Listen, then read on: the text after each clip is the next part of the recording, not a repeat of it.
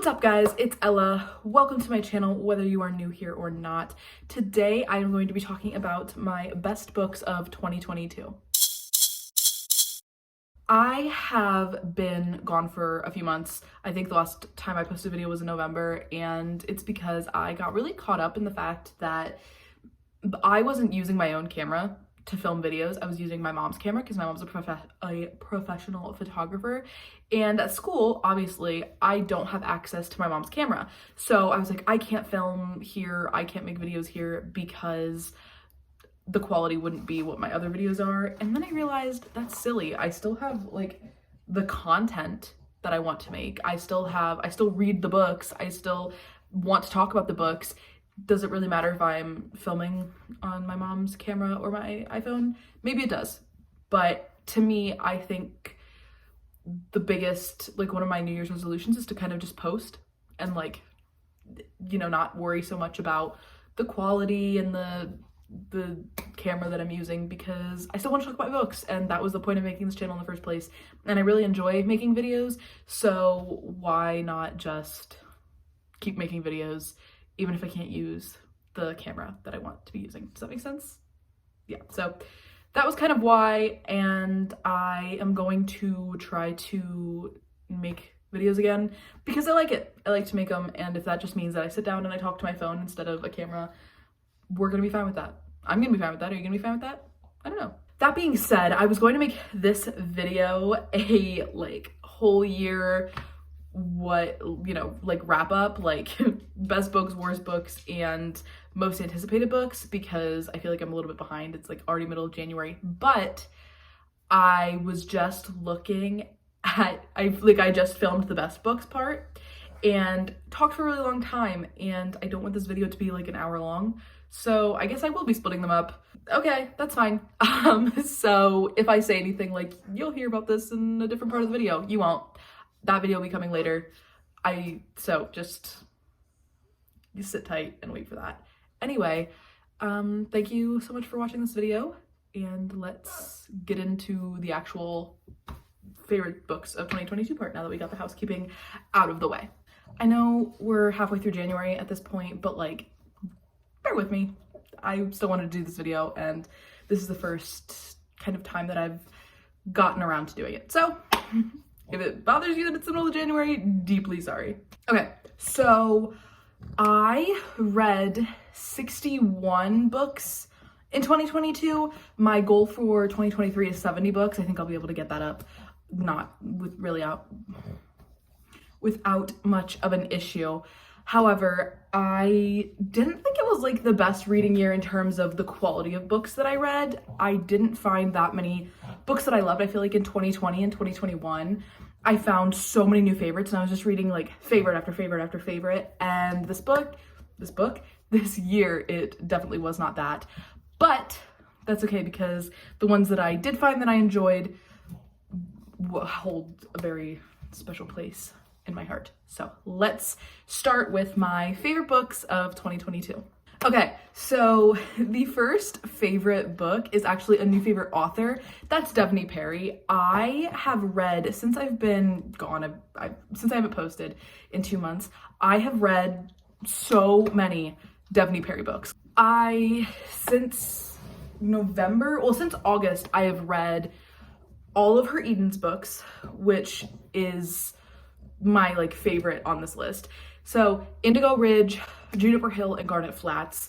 Indigo Ridge and Juniper Hill were both 5-star reads for me. Garnet Flats was a 4-star read for me, which I think is generally the consensus. Like, people like Juniper Hill and Indigo Ridge better than they like Garnet Flats. Everybody is talking about Juniper Hill. I think Indigo Ridge is a little bit underrated. I really liked that book a lot. The Edens series is about a family. There's 6 siblings. Their last name is the Edens, and they are like town royalty in this small town of Quincy, Montana. There's Griffin. So the first book is Indigo Ridge, is about Griffin. He's the oldest brother. The second book, Juniper Hill, is the second oldest. His name is about the second oldest. His name is Knox. The third book is about the first girl in the family, Talia. The fourth book is coming out on February 7th. It comes out on February 7th, and it is about Eloise, I believe, which is another sister in the family. This family is town royalty. They own, like, one sibling owns a restaurant, one sibling's a doctor at the local hospital, one sibling owns the hotel. Like, they all just do different things, but they run this town, and each of them gets their own romance, and they're small town romances that I absolutely love. The communication in these books a lot of the time, specifically in Indigo Ridge and Juniper Hill, I think is phenomenal. Daphne Perry doesn't do the third act breakup in all of her books, which I really enjoy. I'm not always a huge fan of the third act breakup, and I just really, really love her books. And my first favorite book, but it's actually a series, for 2023 was The Edens. The second book on my favorite books of 2022 was one I'm a little bit late to the game, and it's From Blood and Ash by Jennifer L. Armentrout. Like I said, this was really popular in BookTube and Book Talk, when it first came out. I think in maybe it was 2018, it was a while ago. And the series has since become really long, and I've only read the first book, so I'm a little late to the game. They're really big books, but this book gave me the feeling of when I first read ACOTAR for the first time, or when I first read the Divergent series in middle school, or when I first read my favorite young adult series, which is the Shadowhunter series. I loved that growing up. So it really gave me that same feeling of picking up a good fantasy Divergence dystopian, but you know what I'm saying, that same exciting, magical, can't wait, stay up all night to finish it feeling. That's what this book gave me. From Blood and Ash is about this girl named Poppy who is the maiden, which means that she has a very specific role in her kingdom, and she, along with this specific role, is given very specific rules. She has a lot of bodyguards, and it's a bodyguard romance with her new bodyguard named Hawk. But there's a lot of twists and turns, and if you haven't heard of this book yet, like I said, I feel like I'm a little bit late to the game, so I'm not going to spend too much time talking about it, but I really enjoyed it. It gave me such a good feeling, and I'm hoping to pick up more of the series in 2023, but we'll see. The third book on my list is Make It Sweet by Kristen Callahan.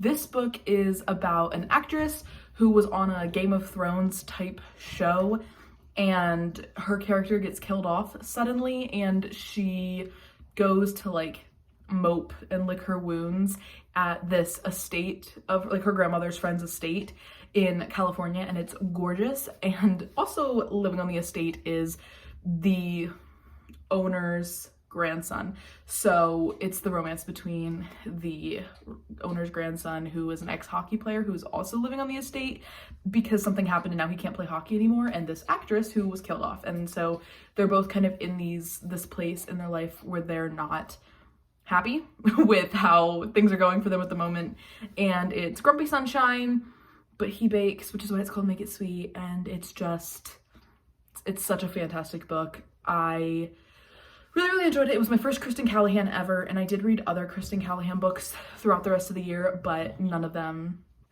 came close to Make It Sweet. I absolutely loved that book. The fourth book on my list of favorite books of 2022 was The Dead Romantics by Ashley Poston, which was one of my most surprising reads of 2022.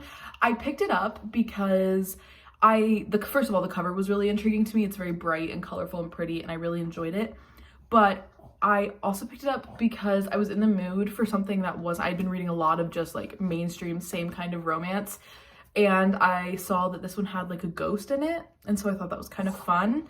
This book is about a girl her name's Florence Day, which is such a fun name, but she is a ghostwriter for one of the most famous romance authors in the romance industry, until she gets broken up with, and she doesn't really believe in love anymore, which it's hard to be a romance writer if you don't believe in love, right?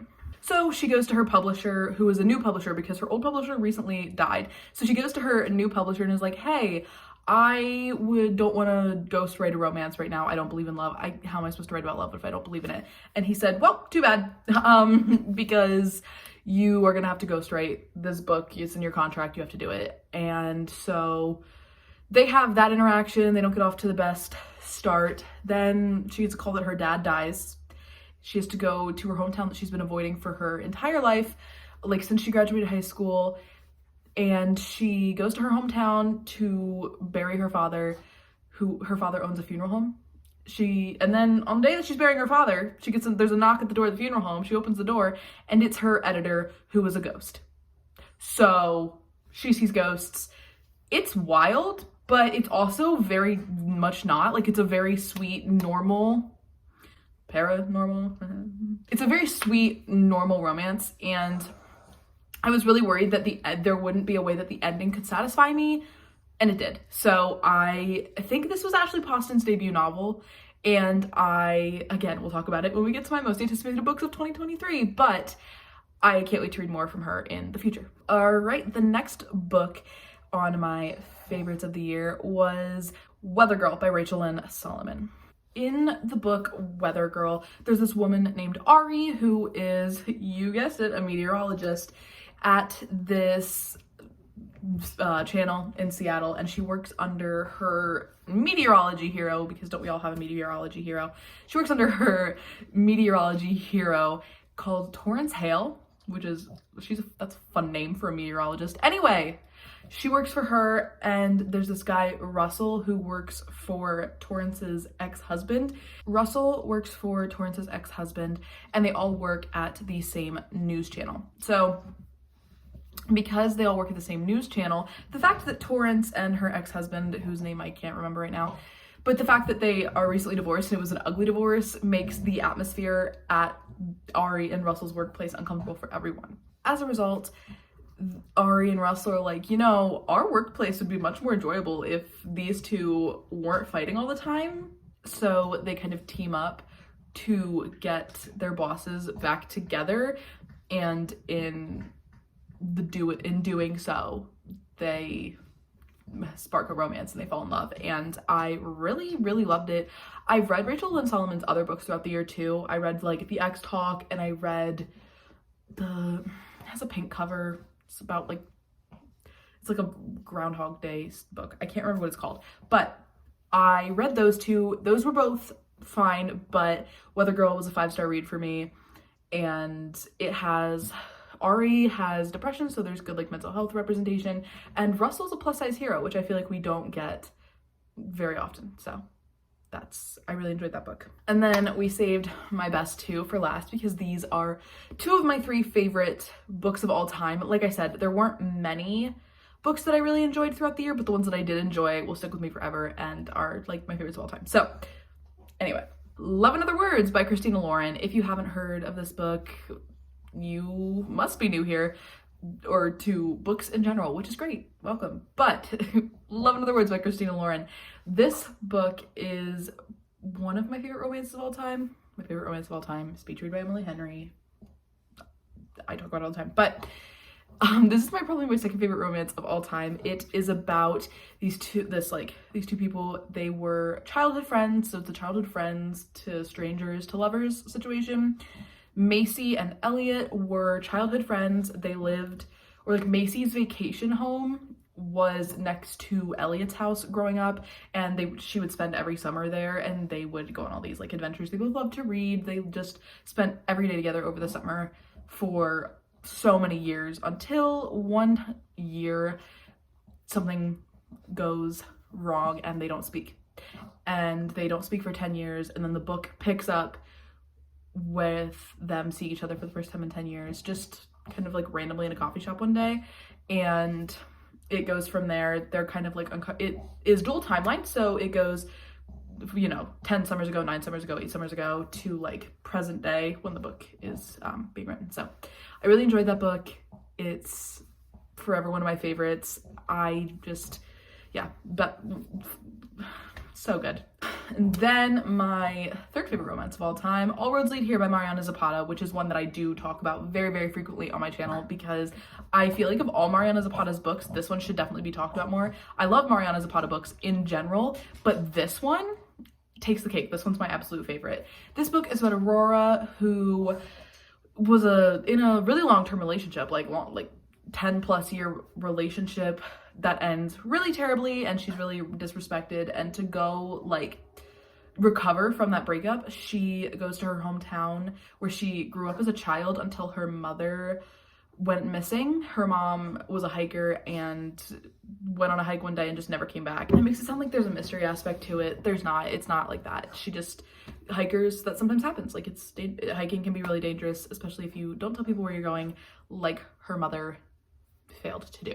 So her mom went missing. She had to move out of this town, and she's coming back to her home, this, like, her childhood home for the first time in like 20 years. She ends up finding this garage apartment to stay in on like an Airbnb site, but the garage was actually put up for rent by the owner of the house's son, not the owner of the house. And the owner of the house is not very thrilled to have a strange woman that he did not agree to letting stay in his garage apartment. So he's grumpy. It's Grumpy Sunshine.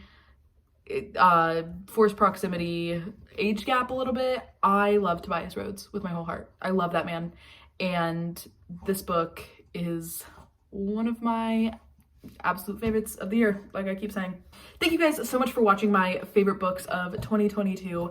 Hopefully I will be able to post more in the upcoming months, and I hope that the new quality of using my phone doesn't bother you too much, because this is what it's going to have to be like when I go to school, and I go to school next week. So anyway, that's that.